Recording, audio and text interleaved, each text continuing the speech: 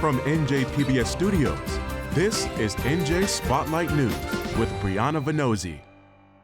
Hello and thanks for joining us tonight. I'm Joanna Gagis. Brianna Venozzi is off. Coming up, we hear from a small business fighting back after being forced to close their doors when their permit was abruptly rescinded. And later, Stevie Van Zandt, the musician and E Street band member, joins us to talk about celebrating America's 250th with music. But first, ahead of President Trump's address to the nation tonight, we look at a New Jersey law that advocates say will protect voting rights. That's next. Major funding for NJ Spotlight News is provided in part by NJM Insurance Group, serving the insurance needs of residents and businesses for more than 100 years. Earlier this month, Governor Mikey Sherrill signed the John R. Lewis Voter Empowerment Act, legislation designed to protect the right to vote and ensure that minority groups have full access to the electoral process. New Jersey is now the 11th state to pass its own Voting Rights Act. Meanwhile, the U.S. Supreme Court recently scaled back race as a consideration in redistricting nationally. Now, Nuzat Chowdhury is the director of the Democracy and Justice Program at the New Jersey Institute for Social Justice. She joins us now to talk about it as part of our Under the Dome series. Nuzat, it's great to have you on the show. I want to talk about the bill that Governor Sherrill recently signed, the John Lewis Empowerment Act. What does this law do as it relates to voting here in New Jersey? Yeah, really excited to have the governor sign the John R. Lewis Voter Empowerment Act. This law is a state law which puts into state law a lot of the protections that voters used to get under the Federal Voting Rights Act. So the Federal Voting Rights Act of 1965 is the federal law that came at the end of the civil rights movement of the 1960s. And since its passage, it had protected voters, and particularly voters of color, along a couple of different lines. It gave voters legal tools to challenge, racially discriminatory maps. It gave voters legal tools to make sure that they could challenge if they were being intimidated at the polls. It made sure that discriminatory policies stopped before they were actually passed, and it gave expanded language access, protections, and assistance. Unfortunately, what we've seen since 2013 is that there have been multiple Supreme Court decisions which have significantly weakened the protections of the federal VRA. And so what the John R. Lewis Voter Empowerment Act of New Jersey, or the New Jersey State Voting Rights Act, does is make sure to fill in all of those places in which the federal VRA just no longer protects us in the same way anymore. So can I jump in right there? Because Absolutely. Not everyone understands the difference between federal law and state law when it comes to overseeing elections and how they're implemented. So where is federal law superseding state law that a bill like this would be necessary? Absolutely. In general, federal law covers a different area than state law does. Where federal law and state law conflict, federal law really trumps state law, for lack of a better term. In terms of voting rights, the Federal Voting Rights Act of 1965 protected every voter of color across the entire country. And so where that federal law is weakened now, where it no longer protects us, states can now pass laws to come in and protect voters in that state from some of those things that no longer are protected under the federal VRA. So for example, in the New Jersey Voting Rights Act, there is a provision called the pre-clearance program that stops counties, if counties and other localities were to pass a voting policy that resulted in discrimination against Black or Brown or other voters. Under the federal law, that pre-clearance program no longer exists. In New Jersey, that will now exist with the New Jersey Voting Rights Act. So even though the federal law is no longer doing that work in this area, the state law will protect voters of color from the impacts of any policy that might discriminate against their communities. This law was signed right around the same time that the U.S. Supreme Court issued a few key decisions, and I want to talk about them. One has to do with gerrymandering, in this case in Louisiana, where the court said that race should not be considered when it comes to drawing district maps. This is a process that we can sometimes refer to as gerrymandering, depending on how those maps are drawn. What is your reaction to the U.S. Supreme Court eliminating race as a consideration? Unfortunately, this really goes along with a pattern that we have seen from the Supreme Court since 2013, really a concerted effort to weaken the protections of the VRA. I think the case is honestly disastrous. The Justice Kagan, in her dissent, says that the majority decision effectively eviscerates one of the strongest legal tools that the federal VRA had given to protect communities, and especially communities of color, from maps that diluted their votes that were racially discriminatory.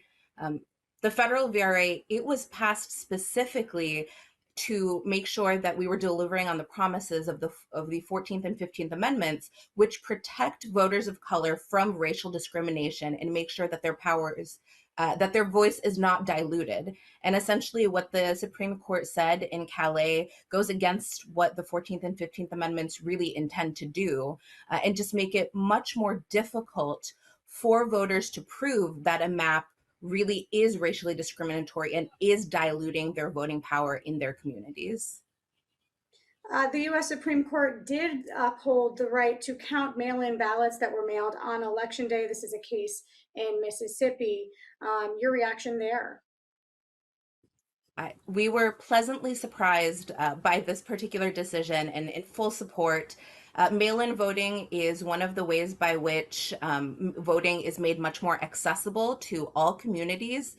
It is safe, it is very popular, widely used, and of course here in New Jersey, it is something that has been expanded since 2020 and the pandemic, and it makes it much easier for voters to get in their ballots if they are not able to visit a drop box or to go in for whatever reason during early voting or on Election Day. So we celebrate this particular decision. We think it is good for democracy.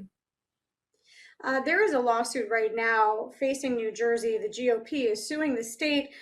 Federal law, just for a little context, does allow that some U.S. citizens living overseas can vote.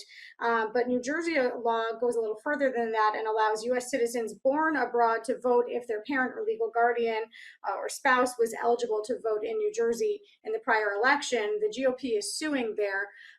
Your thoughts on whether New Jersey's law goes too far and if the GOP has a case here? So because this is a case that the state is currently defending, I can't opine as to the constitutionality of it. I think what is really important to remember here is that the federal law allows states to administer their own elections. So the federal law in this particular case really is meant to make sure that members of the military and U.S. citizens overseas are allowed to vote. And the New Jersey state law reflects that and really is about making sure that citizens who are eligible to vote otherwise are able to vote. And I think it's important to keep in mind who the New Jersey law is impacting. It tends to be, as I mentioned, military members, other U.S. citizens overseas, and children of members of the military. In New Jersey, I have to jump in here because we are out of time. Please. I'm sorry to interrupt you, but I appreciate you taking the time to talk to us today. Nuzat Chowdhury, Director of Democracy and Justice Program at the New Jersey Institute for Social Justice. Thank you.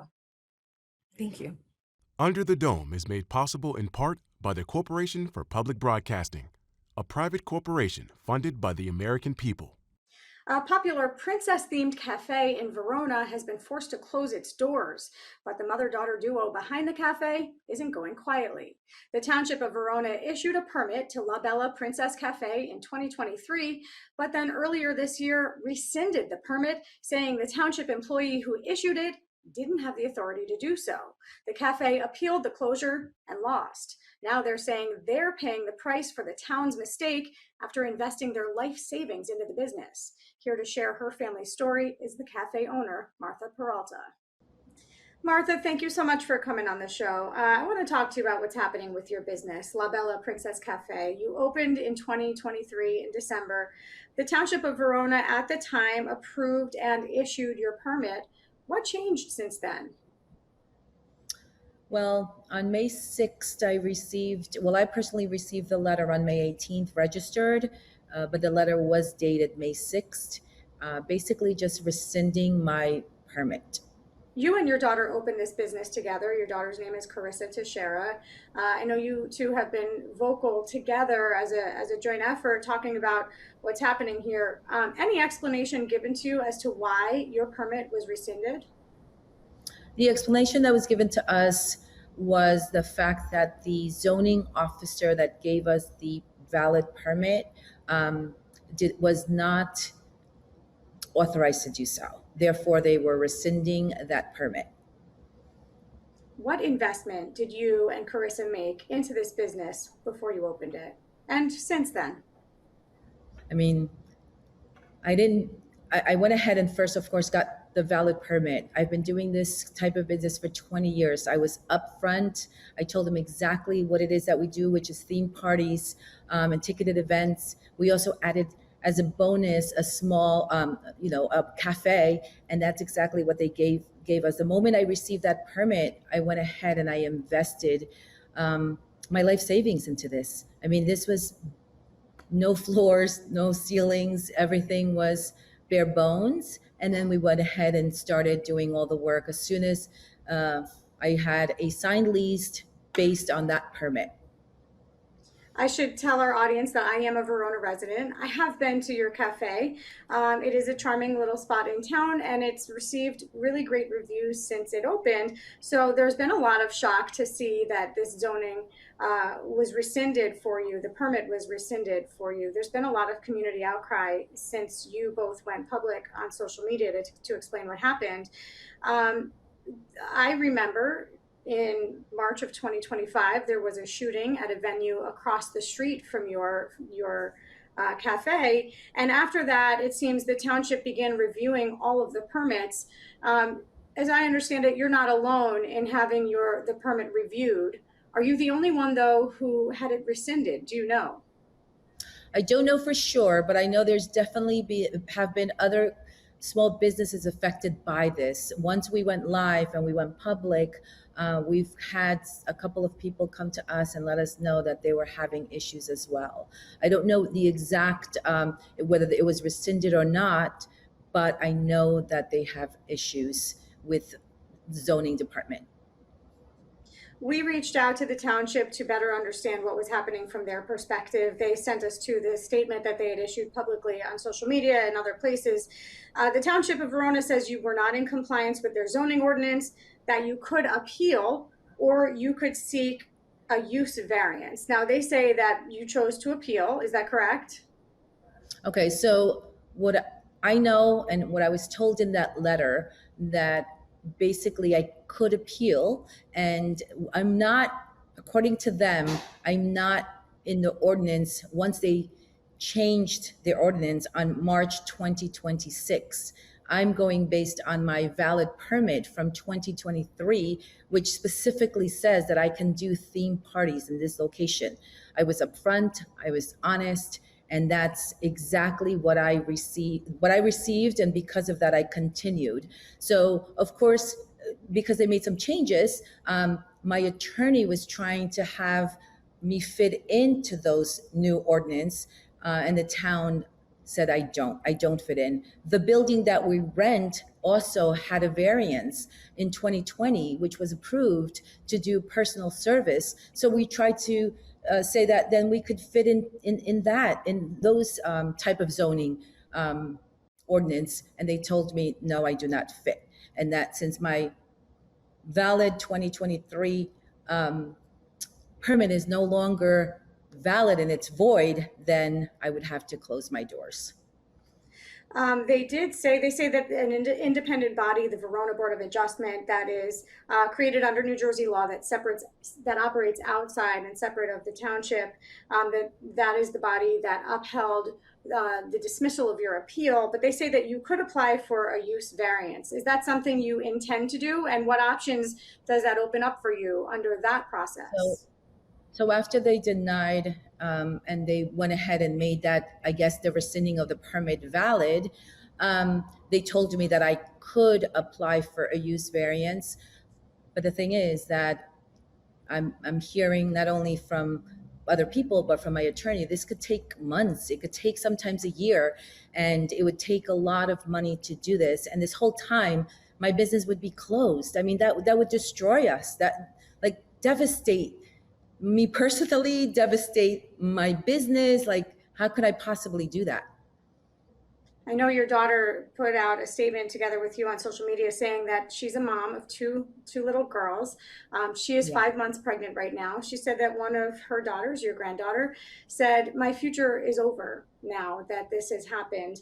What impact has this taken on you? She is 5 months pregnant. What impact has it had on your daughter going through this process? I mean, it's been very, very tough. Like, it's like a roller coaster. You know, some days are a little bit better than other. When I dive in and try to help the families that we have bookings for, we're booked up for a few months. My daughter, she's pregnant. She's luckily the baby, she just went to the doctors. The baby is okay. The heartbeat is fine, but her blood pressure is very high. They told her to have bed rest. I mean, all this has affected the entire family. Every time my daughter mentions even my granddaughters, I mean, they've had their birthday parties here. We've had their communion here. It does break my heart. Well, you do have the support of the community, business community, and folks around you. We wish you the best. Martha Peralta, co-owner with your daughter, Carissa Teixeira, of La Bella Princess Cafe in Verona. Thank you so much. Thank you. I really appreciate all the support from the community. We are so grateful. Thank you so much. The July 4th holiday has passed, but the celebrations of our nation's 250th are far from over. Here in New Jersey, there will be events and tourist destinations for folks to visit throughout the summer and even into the winter months. One event this summer is bringing some big name performers back to their Jersey roots. It's called Monmouth NJ 250, and it's being held tomorrow in Freehold. Headlining it is none other than Stevie Van Zandt, musician, E Street Band member, and head of the band Little Steven and the Disciples of Soul. Here's my recent conversation with him about the event. Stevie, we're thrilled to have you on the show. Thanks so much for taking some time. You and the Disciples of Soul are headlining a major concert as we celebrate our nation's 250th anniversary. It's called Monmouth NJ 250, the concert. What can you tell us about this event? Well, it was going to be this week, but we decided because of the extreme heat, it's like a festival. You know, it's like 5-6 acts on the show. So like the doors are going to be like 2 p.m. and you're going to be there until probably 10. So we thought 8 hours in 100 plus degrees, man, was just not going to be fair to the fans. So we're moving it to July 17th. And it's going to be essentially. And what are we going to see? What are the fans going to see? Well, they're going to see the Weaklings, which is the best band with the worst name. It's going to be Jake Clemens. I know he'll be there. Gary Bonds, Joe Grishecki. Just a few of the greats, huh? Just a few of the Jersey greats. A lot of our local fun. Friends, really. It's like pretty much an Asbury and the family kind of a scene, So yeah, Jake Clemens, Joe Grishecki. We're going to have some big names there. Lots of music to really commemorate this 250th. And I just want to ask you, a lot of folks are approaching this holiday with their own perspective of what it means, celebrating this historic moment for America. For you, what does it mean to celebrate our nation's 250th and to do it with music?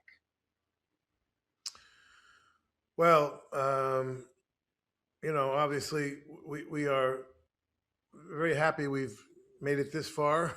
It was going to be a challenge when our founders put it together, and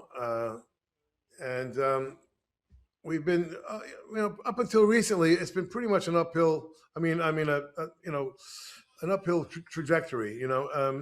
We've been trying to, correct the little things that were a little bit off through the years. The Constitution was an amazing document, but had a few problems, that we've been straightening out, you know, and mostly it's been really an upward trajectory until recently. Recently now it's starting to level off into a sort of a place where we need to.